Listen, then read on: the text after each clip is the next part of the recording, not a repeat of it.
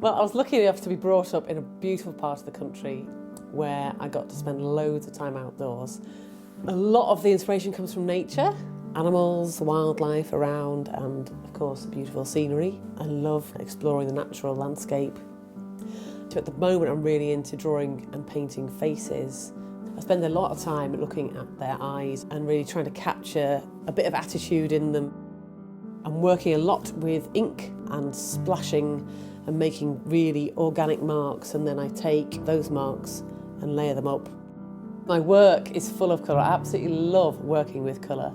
But recently I've been working for this particular project in black and white only, and it's been a great kind of challenge for me. So it's been great to just step outside and take inspiration from my garden and the birds that visit. Within nature, as you get a lot of repetitive patterns, but also I've been working very organically, just making shapes and seeing how the drawings develop as I work across the page.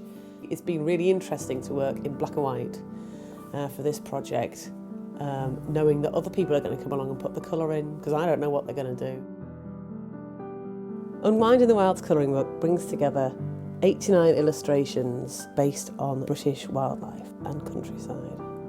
At the start of the book, I've written some hints and tips about using and blending colour pencils, and also included some guidance about picking complementary colours and working out which colours will blend well together.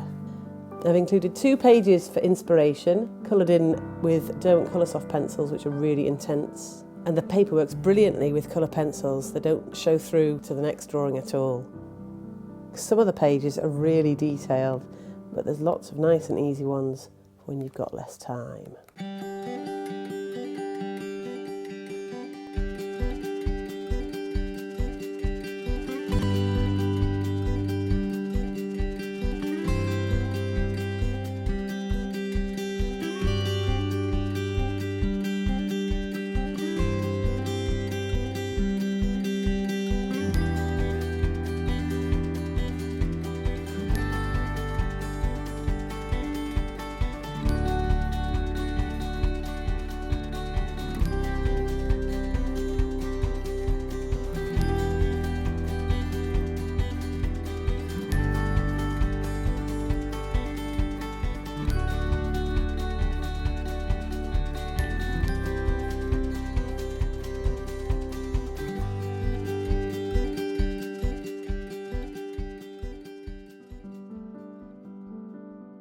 I'm going to run through some hints and tips for colouring in with colour pencils.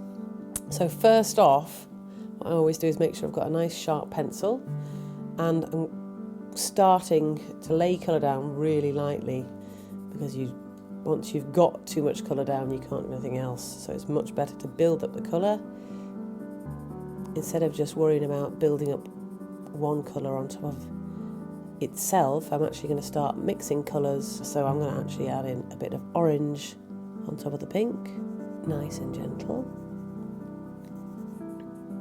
So in the end, once I've built up the colour, we're going to end up with a much stronger depth to this area. It's just going to look much nicer than a single colour. I've lost count now, but I think I've probably done about maybe 8 layers. You can see the colours really starting to come out.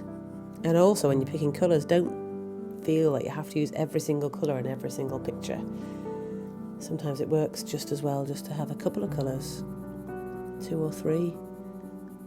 One thing I should say as well, when you're faced with a page like this one, which is full of things going on, don't be afraid to leave some of the areas white.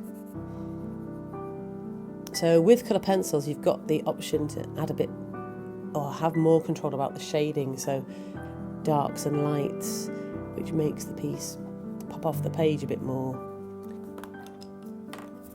So I'm using the blender here just to try and smooth out some of the pencil marks and push the pigment into the paper, make it all a lot smoother.